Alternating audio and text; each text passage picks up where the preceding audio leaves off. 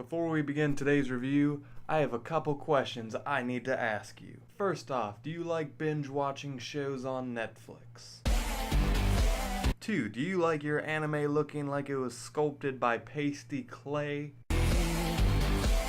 And most importantly, do you like blood-filled, angsty, edgy shows probably designed for teenagers?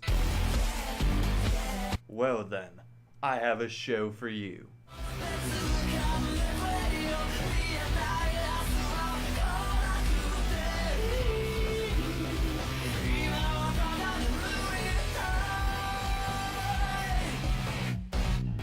Hello everyone, welcome to Soul Show. My name is Soul, and today we're reviewing the Netflix original series, Ajin. And as always guys, if you watched this show and you enjoyed it, give this video a thumbs up. However, if you did not enjoy the show, give this video a thumbs down just so I can see your guys' reaction to the show.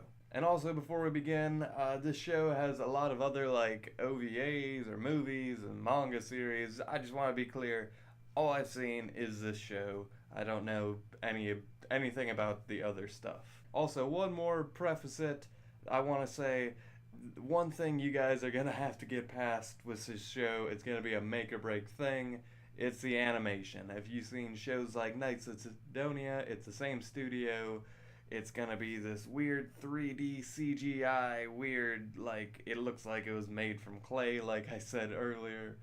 It's gonna be a make or break thing. And for me, after watching Knights of Sidonia and now I'm watching this, I think I've gotten used to it. Do I enjoy it though?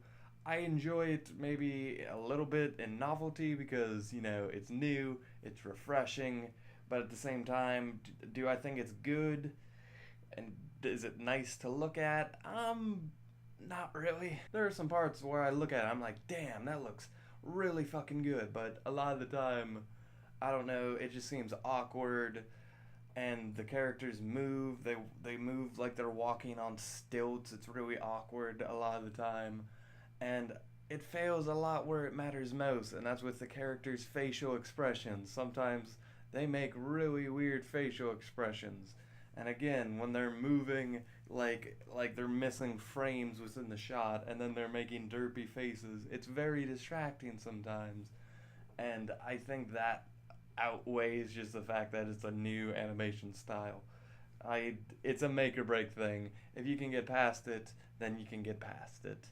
But for me, it was a little bit distracting. That being said, if you are unfamiliar with the series, it's about essentially the idea of immortals. What if immortal people were walking amongst us, and if you killed them, they just couldn't die?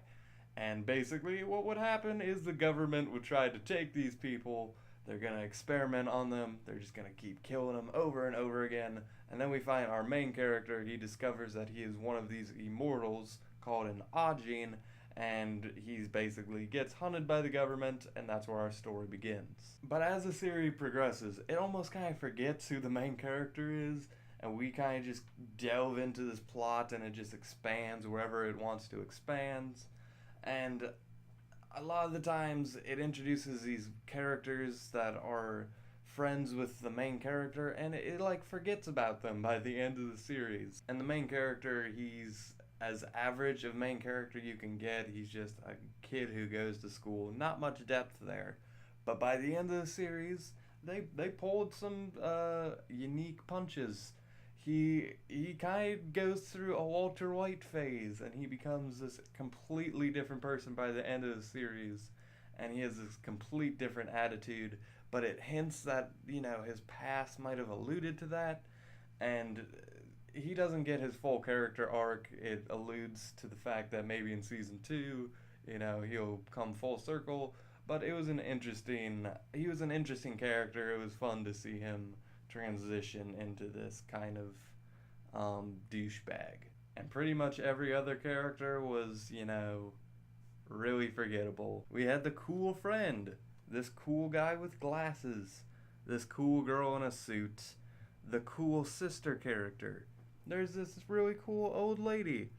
And then there's just more forgettable average characters that I can't even be bothered to remember about right here. But there's one character who is not forgettable, in the slightest. He is the coolest goddamn character in this entire show.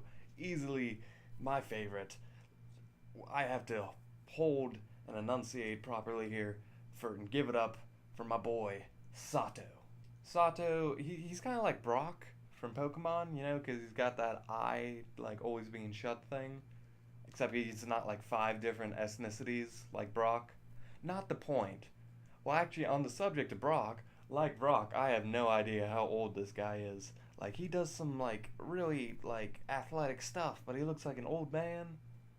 I'm really confused by that. Point is, this guy is the biggest badass I've seen in an anime for a pretty good while. And he's presented almost like he's the ultimate villain of the show, but at the same time, he's not the villain. The show doesn't have a villain. It's very all over the place in its protagonists and antagonists. It's kind of like one of those Death Notes or like the just those shows that don't have a villain. Everyone's kind of fucked up. It's one of those, you know?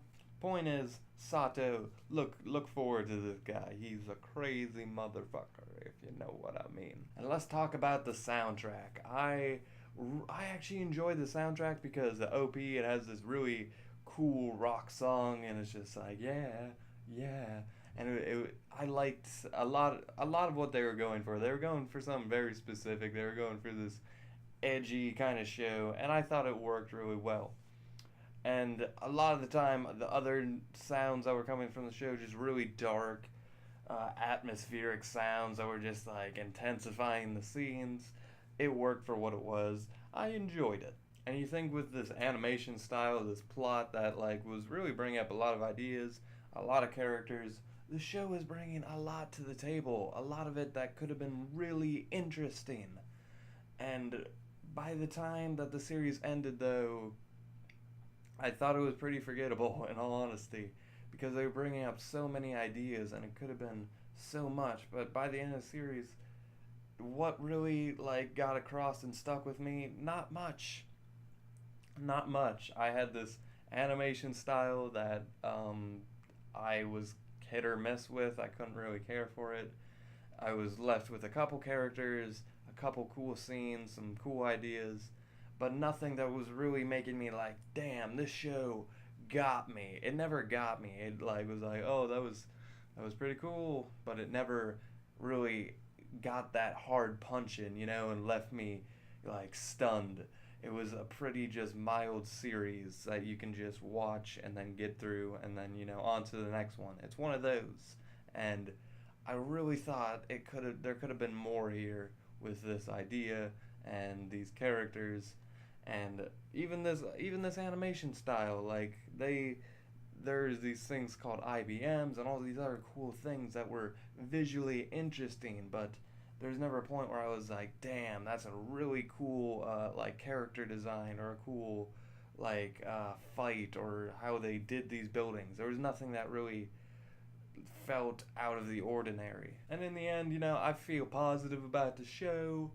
I enjoyed my time with it, but in the end, I was really just kind of looking forward to the next show, like, by the time I reached the end of it. And the ending alludes to, like, you know, like a second season, and that doesn't, like, make this ending to this show any more impactful when it's just like, oh yeah, there's a season 2 coming. Look forward to that. It was very, oh, it's just over. And in all honesty, I hope the second season gets better. For this one, I'm very meh, I'm very lukewarm.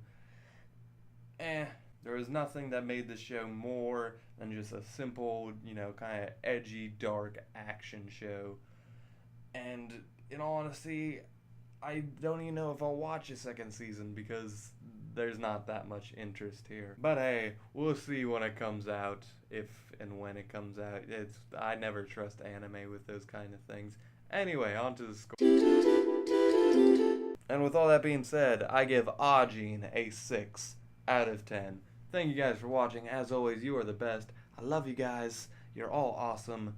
If you want, you can check out my Twitter, my Patreon, all of that good stuff. And with that, I leave you.